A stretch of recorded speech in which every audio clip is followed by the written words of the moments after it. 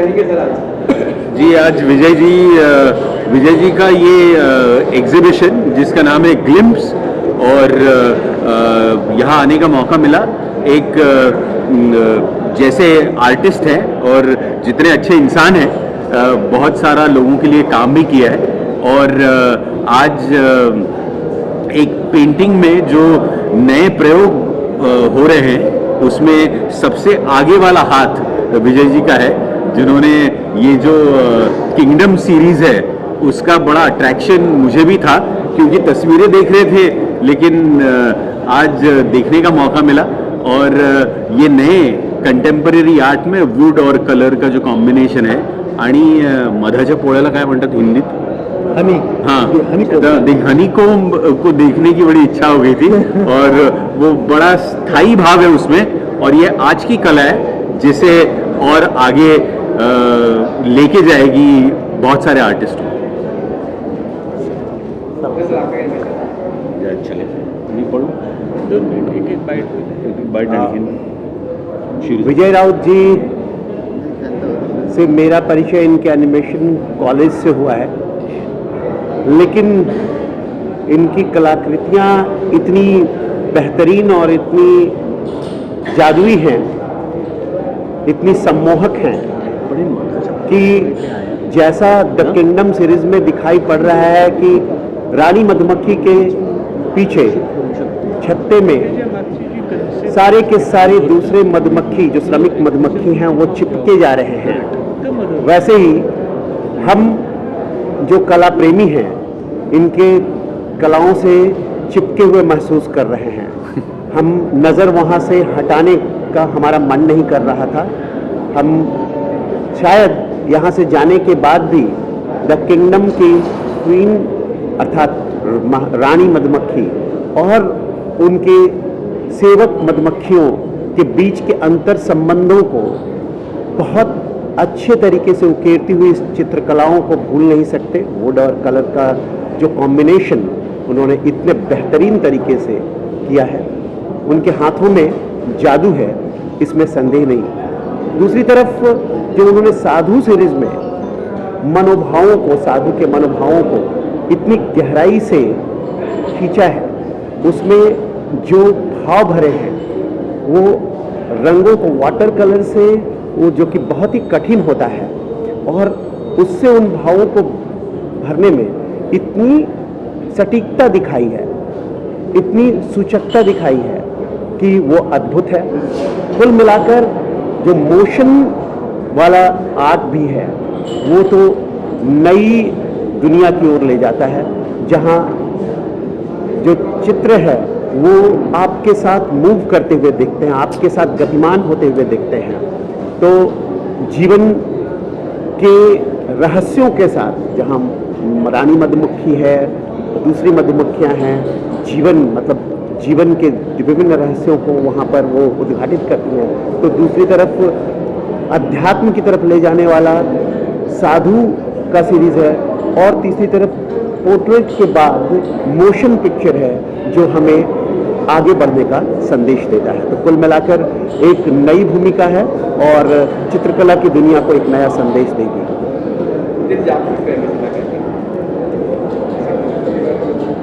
मैं पहले से ही मतलब प्रयोगशीलता को मानता हूँ कि, और उसके साथ साथ में मतलब ड्राइंग करने के साथ में, पेंटिंग करने के साथ में, उसमें हम क्या दे सकते हैं दुनिया को, वो सबसे इम्पोर्टेंट है। तो जैसा अपन दे सकते हैं, कलाकार ऐसा होना चाहिए, वो सिर्फ सीमित नहीं रहना चाहिए कैनवास के ऊपर, तो उसका कैनवास उसका समाज होना चाहिए, वो शायद समाज का प्रणेता होना चाहिए। शायद इसीलिए मैंने मेरे कला के साथ में वृद्धाश्रम भी किए, मेरे कला के साथ में मेरा स्कूल भी है, मेरे कला के साथ में मेरी प्रयोगशीलता भी है। और मुझे ऐसा लगता है कि मैं एक बात करूं और वही बात मैं दोहराते रहूं जिंदगी भर, उसमें कोई मतलब नहीं है। अगर मैं दुनिया को दे सकूं, कुछ लाया तो कुछ नहीं, अगर मैं देना चाहता हूं तो मुझे भगवान ने मौका दिया है देने का, मैंने देने की कोशिश की है, मैं वो कोशिश करता रहूंगा। धन्यवाद।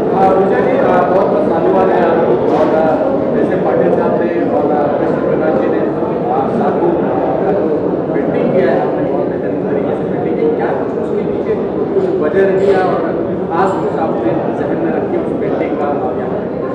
मैं नासिक के बहुत नज़दीक हूँ अमरावती, तो कुंभ मेला देखता हूँ। जब भी मैं कुंभ मेला देखता हूँ उसमें जो साधु देखता हूँ वो साधु मुझे इतने आकर्षित करते हैं, कभी कभी मन होता है कि साधु जैसा भाग जाओ वहाँ पे हिमालय में। तो वो जो भाग जाओ वाली जो बात है, वो जो अट्रैक्ट करने वाली बात है, वो साधु ने मुझे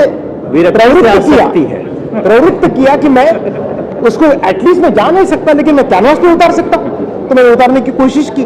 उनके जो हाव भाव है, इसमें नागा साधु है, नागा साधु के हाव भाव अगर मैं घर में लगाऊं तो कोई पसंद नहीं करेगा, लेकिन उनके जो भाव है उसमें जो विरक्ति है, इस दुनिया के प्रति जो विरक्ति है और जो उनकी भावना है, वो भावना अगर मैं कैनवास के ऊपर उतारूं तो उसके जैसा कोई मुझे ऐसा लगा चैलेंज है करके, तो मैं करने की मैंने कोशिश की है।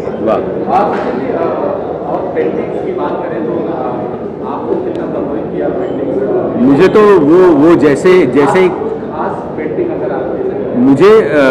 मुझे ये वैरायटी ने बड़ा अचंभित कर दिया है, क्योंकि एक तरफ आगे जाने वाली प्रयोगशीलता है, एक तरफ पोर्ट्रेट्स हैं, एक तरफ कैरिकेचर है, एक तरफ मोशन पेंटिंग है। तो हर तरह की नई बात करने की और प्रयोगशीलता के साथ रहने की जो भावना है वो बिल्कुल तारीफ करने लायक है कि एक कलाकार को, जैसे उन्होंने कहा कि मैं एक ही तरह का चित्र बार बार कितनी बार करूंगा, तो ये प्रयोगशीलता है कि जिसके लिए मैं यहाँ खींचा चला आया हूँ।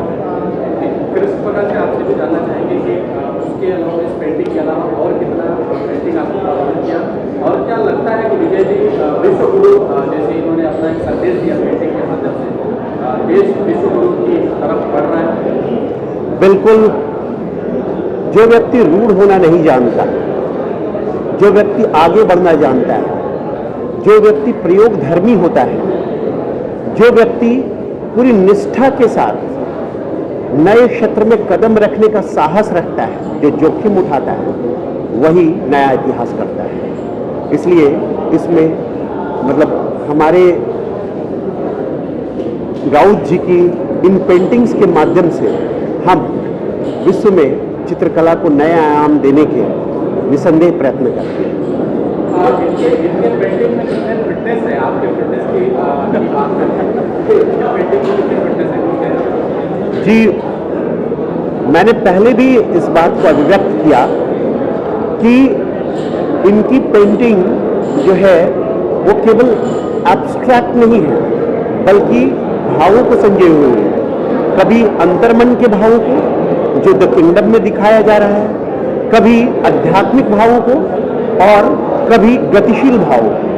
इसलिए इनकी पेंटिंग सीधे सीधे व्याख्या करती है, होठों पर होठ रखकर अपनी बात रखती है।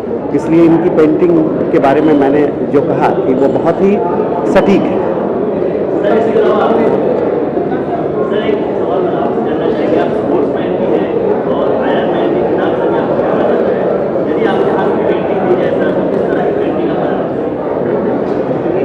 जी जी, मैं पेंटिंग बनाना चाहूँगा मानव मन की जटिलताओं की, क्योंकि मानव मेरे लिए केंद्र बिंदु है। जैसा कि इन्होंने पहले भी कहा, मेरे लिए विचारधारा से आगे बढ़कर जिस मानव समाज में हम जी रहे हैं, जिस मानव समाज के पुनर्निर्माण या उसके जीवन को सुंदर करने के लिए जैसे ये योगदान दे रहे हैं, तो किस तरह से उनमें उनकी जटिलताएं हैं, उन जटिलताओं को कैसे उकेरा जा सके और उन जटिलताओं को कैसे सुलझाया जा सके, यही मैं उस पेंटिंग के प्रति अपने आप को प्रवृत्त करूँगा। वाह! जो भी कलाकार अपनी पेशकश करते हैं, आप अभिनेता है, हम शिल्पकार है, विजय राउत ऑलराउंडर आर्टिस्ट है। कभी छेड़ा जाता था कि आप तो अप्लाइड आर्टिस्ट है, जाहिरात करने वाले हैं, और आज आप देखेंगे वो कला का नेतृत्व कर रहे हैं कि मैं कला को बदला के दिखा सकता हूँ और मेरी कला वही मूल्य के साथ में लोग लेके आएगी कि दूसरे को मेरा लोहा मानना पड़ेगा कि मेरी कला आज की कला है। ये जो हुकूमत है उसके पीछे उनकी एक बहुत बड़ी परिश्रम लेने की क्षमता है। विजय एक ऑलराउंडर व्यक्ति है, उनका जो रियलिस्टिक स्ट्रोक है उनकी जो कंप्यूटर के ऊपर बैठ के उसको एस्थेटिक फॉर्म में लाने की जो हिम्मत है और उनका पेंटिंग रिलीफ करके सामने निकालने की जो कला है, हम भी अपनी कला पेश करते हैं, लेकिन विजय राउत एक नया मोड़ लेके आए हैं। वो आज का मोड़ है, आज का दौर है। ये देश और दुनिया में एक कला संस्कृति में एक नई पहल है, समाज उसकी दखल ले, समाज इसका संग्रह कर ले, मीडिया इसको दिल चाहे अच्छी प्रसिद्धि दे, ताकि आने वाली जो पीढ़ी है इनसे प्रेरणा ले। ये मेरी शुभकामनाएं उनके लिए। देखिए, विजय की कला हम 20 साल से फॉलो कर रहे हैं और इसकी पहली प्रदर्शनी उनकी जब करीबन 12 साल पहले हुई थी, 12-13 साल हो गए रहेंगे, वही जहांगीर में ही हुई थी। उसमें भी वो पेंटिंग को सिर्फ पेंटिंग की तरह नहीं बट एक स्कल्पिंग की तरह स्कल्प करते हैं। यहाँ भी अगर देखेंगे तो एक्सपेरिमेंट इतने हैं कि कैनवास पेंटिंग है, वाटर कलर है, 3D पेंटिंग है, मोशन पिक्चर है और जो पेंटिंग की है, जैसा सर ने कहा, उत्तम बाजाना सर ने, कि उन्होंने एक रिलीफ बनाया है उसमें से। और सबसे ज़्यादा खूबसूरत बात यह है कि देखिए, चित्रकार का जो विश्व होता है हमारा समाज, उनका अपना विश्व जो कुछ वो काम कर रहे हैं, अभी उनका वृद्धाश्रम है, उनकी स्कूल है, उनका एनिमेशन कॉलेज है और इतने सारे लोग उनके साथ जुड़े हुए हैं। तो ये सारा जो उनका विश्व है, मैं तो यही कहता हूँ कि वो सारा विश्व उनका प्रतिमा विश्व करके एक सिंबॉलिक रूप की में ये हनीकॉम की पेंटिंग में आया है, ये मैं मानता हूँ। हालांकि हनीकॉम की पेंटिंग को अलग अलग तरह से आप रीडिंग कर सकते हैं। एज ए रियलिस्टिक पेंटिंग देख सकते हैं उसको, एज ए सिंबॉलिक पेंटिंग देख सकते हैं, एज ए उसको तो स्कल्पचर देख सकते हैं। तो ये नया ट्रेंड है, नया एक्सपेरिमेंट है। और जैसे इन्होंने कहा कि 20 साल आर्टिस्ट वही पेंटिंग करते हैं, ये पहले से ही इन्होंने कहा एग्रेसिव रहे हैं। तो एग्रेसिव आदमी, एग्रेसिव चित्रकार, एग्रेसिव कलाकार एक जगह नहीं रह सकता, एक स्टाइल के साथ, एक सब्जेक्ट के साथ काम नहीं कर सकता। यही उनकी खूबसूरती, यही उनका विश्व उनकी पेंटिंग में आया है। धन्यवाद। पेंटिंग की कितनी डिमांड है और क्या कितना डिफिकल्ट होता है?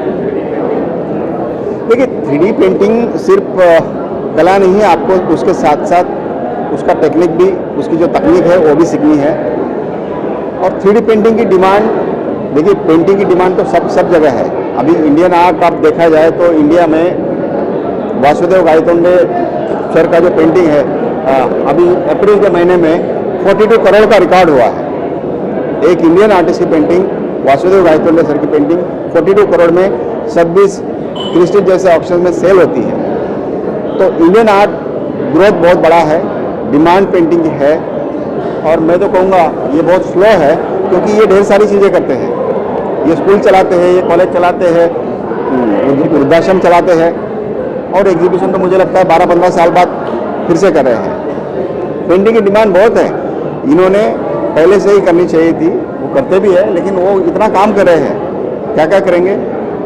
लेकिन फिर भी ये पेंटिंग जो भी आई है यहाँ पे, इसमें मैं कहूँगा कि भारत के कला के सारे प्रवाह समाये हुए हैं। Thank you.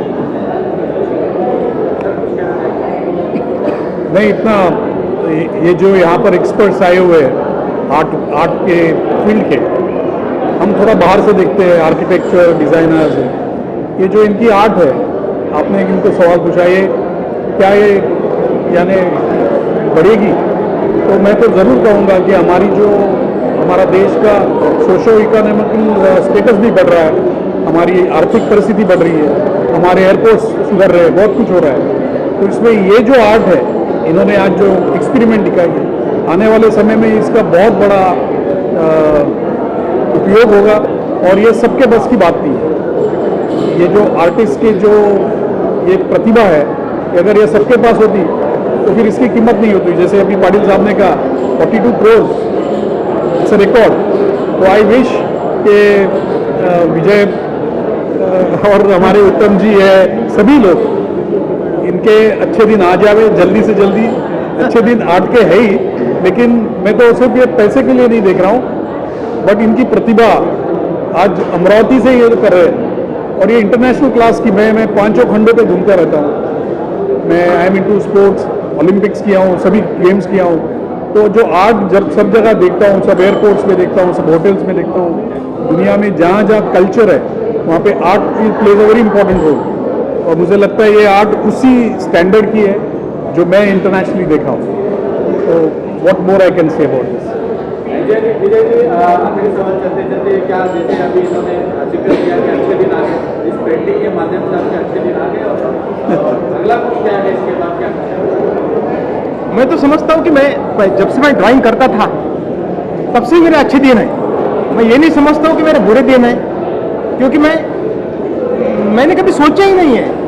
मैंने ये सोचा है कि मैं ड्रा करता हूँ, मैं ड्राइंग करता हूँ, पेंटिंग करता हूँ।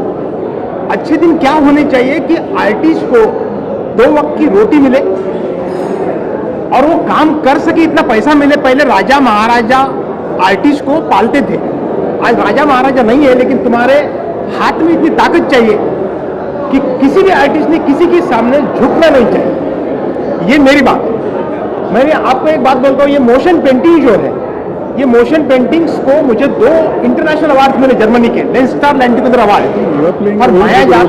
और ये जब मैं एक जगह पे गया था IIT में और उन्होंने पूछा कि डिजिटल आर्ट को वैल्यू क्यों नहीं है, तो मैंने बोला उसको यूनिक बनाओ तो उसको वैल्यू है। मैं जब चंदा मामा पढ़ता था और चंदा मामा में देखता था कि बाबा